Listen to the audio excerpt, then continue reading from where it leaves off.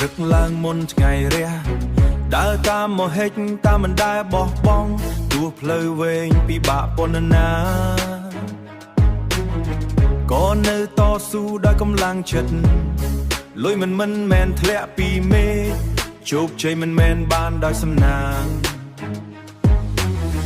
ញើសមួយដំណក់គឺជាតម្លៃមួយដំណក់គឺជាតម្លៃនៃក្តីសង្ឃឹមដែលខំសាងមានថ្ងៃចាញ់មានថ្ងៃឈឺចាប់តែចិត្តមិនដែលថយក្រោយបារជ័យគ្រាន់តែជាមេរៀនឲ្យមនុស្សរឹងមាំជាងមក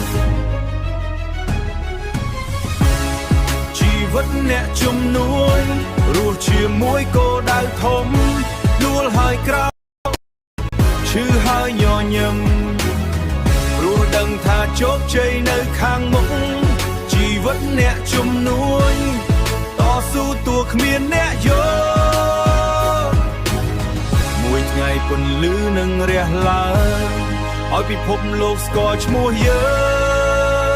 ងពេលខ្លះឯកោក្នុងចិត្តព្រោះទំនួលខុសត្រូវធ្ងន់ពេកតែគ្រួសារនឹងក្តីសង្ឃឹមតែគ្រួសារនឹងក្តីសង្ឃឹមជាកម្លាំងឲ្យបន្តដើរការប្រឹងប្រែងរាល់ថ្ងៃមិនឲ្យជីវិតរស់ដោយខ្វះខាតចង់ឲ្យអ្នកជាទីស្រឡាញ់មានស្នាមញញឹមពេញដោយសុភមង្គលបើថ្ងៃនេះនៅងងឹតកុំបោះបង់បំណងប្រាថ្នាមេឃក្រោយភ្លៀងតែងតែស្រស់ជីវិតលំបាកនាំទៅរកជោគជ័យ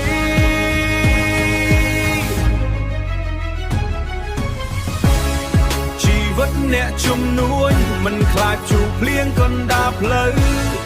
ចិត្តដែលធំជាងបញ្ហានឹងនាំឲ្យឈ្នះមួយថ្ងៃ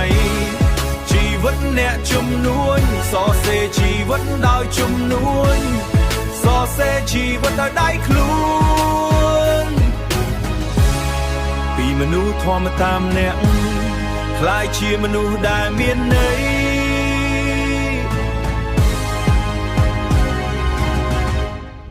មានន័យ